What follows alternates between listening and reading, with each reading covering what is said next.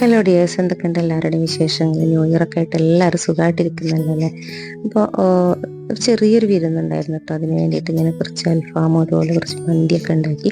അപ്പോൾ അതിൻ്റെ ഒരു വീഡിയോ ചെറുതായിട്ടൊക്കെ എടുത്തിട്ടുണ്ട്. അപ്പം നിങ്ങൾക്കൊന്ന് ഷെയർ ചെയ്യാൻ കരുതി. ആദ്യം നമുക്ക് മന്തിയിലേക്കുള്ള മസാല തയ്യാറാക്കാം. ഒരു 2 ടീസ്പൂൺ മന്തി മസാല എടുത്തിട്ടുണ്ട്.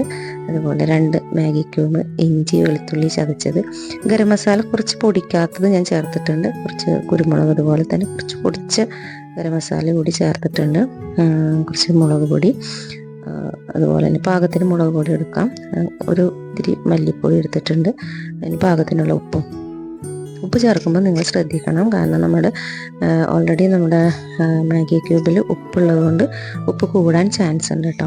ഒരു 1/2 ഗ്ലാസ് ഓയിൽ ഒഴിച്ചിട്ട് ഇത് നന്നായിട്ട് നമുക്കത് മിക്സ് ചെയ്തെടുക്കാം. ആ മാഗി ക്യൂബൊക്കെ കൈകൊണ്ട് തന്നെ നന്നായിട്ടൊന്ന് മിക്സ് ചെയ്തിട്ട് നമുക്ക് മസാല ചിക്കനിലേക്ക് ചേർക്കാം. അപ്പോൾ മന്തി വെറുതെ റൈസാക്കിയിട്ട് അൽഫാം അങ്ങനെയാണ് ഞാൻ കരുതിയത്. ചിക്കൻ ഇടാതെ മന്തി മസാല ഇട്ടിട്ട് അങ്ങനെ റൈസ് വെക്കുമല്ലോ, അപ്പോൾ അങ്ങനെ വെക്കാമെന്ന് കരുതിയത്. പക്ഷെ ചിക്കൻ ഒട്ടും ഇടാതെ റൈസ് വെച്ച് കഴിഞ്ഞാൽ അത്ര ഒരു ഇഷ്ടം ആർക്കും തോന്നില്ലല്ലോ. അപ്പം ഞാൻ കുറച്ച് ഇതുപോലെ ചിക്കൻ അങ്ങനെ ചേർത്തിട്ട് ഉണ്ടാക്കാമെന്ന് കരുതി കേട്ടോ. ഇനി നമുക്ക് അൽഫാമിന് വേണ്ടിയിട്ടുള്ള മസാല തയ്യാറാക്കാം. കുറച്ച് പുതിന, അതുപോലെ തന്നെ മല്ലിയില, ഒരു പകുതി തക്കാളി, അതുപോലെ പകുതി സവാള, കുറച്ച് മല്ലിപ്പൊടി, മുളക് പൊടി, നമുക്ക് ആവശ്യത്തിന് എരിവിനനുസരിച്ച് മുളക് പൊടി ചേർക്കാം, മഞ്ഞൾ പൊടി എടുത്തിട്ടുണ്ട്, ഉപ്പ്. ഇനി അധികം പുളിയില്ലാത്ത തൈര് വേണം, കുറച്ച് ഇഞ്ചി വെളുത്തുള്ളി ചതച്ചത്. തൈര് ചേർക്കുന്നത് നല്ലതാണ്, നന്ന സോഫ്റ്റായിട്ട് കിട്ടും. തൈരും ചിക്കനും കൂടി ചേർക്കരുത് എന്നൊക്കെ പറയാറുണ്ട്. ഒരു പകുതി ചെറുനാരങ്ങയും ചേർത്തിട്ടുണ്ട് കേട്ടോ.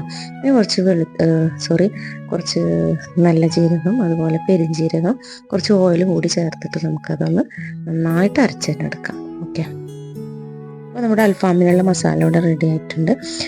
അൽഫാം വല്ലാത്ത എന്താ പറയുക, വലിയ പീസാക്കിയിട്ടില്ല.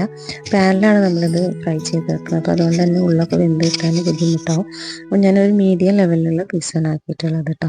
ഇനി നമുക്കത് മസാല നന്നായിട്ട് തേച്ച് പിടിപ്പിച്ച് കുറച്ച് സമയം വെക്കണം. ഞാനൊരു 6 മണിക്കൂറെങ്കിലും അത് റെസ്റ്റ് ചെയ്യാൻ വെച്ചിട്ടുണ്ടാവും. നമ്മുടെ മന്തിക്കും അതുപോലെ തന്നെ അൽഫാമിനുള്ള മസാല റെഡി ആയിട്ടുണ്ട്. അപ്പോൾ നമ്മൾ റൈസ് ഇവിടെ തയ്യാറാക്കുന്നുണ്ട്. റൈസിലേക്ക് വേണ്ട, മന്തിയിലേക്ക് വേണ്ട ചിക്കൻ നമ്മൾ വേവിച്ചെടുത്ത് അതുപോലെ റൈസ് അതിലേക്ക് ദമ്മാക്കാൻ വേണ്ടിയിട്ട് വെച്ചിട്ടുണ്ട് കേട്ടോ.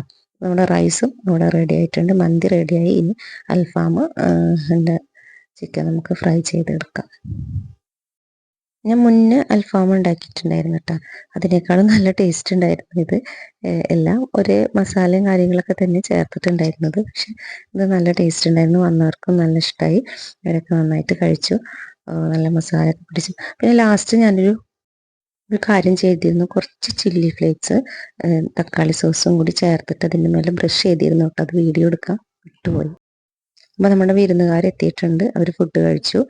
നിങ്ങൾക്ക് എല്ലാവർക്കും ഈ റെസിപ്പി ഇഷ്ടമായെങ്കിൽ എല്ലാവരും ലൈക്ക് ചെയ്യുക, ഷെയർ ചെയ്യുക, കമൻറ്റ് ചെയ്യുക. ഓക്കെ.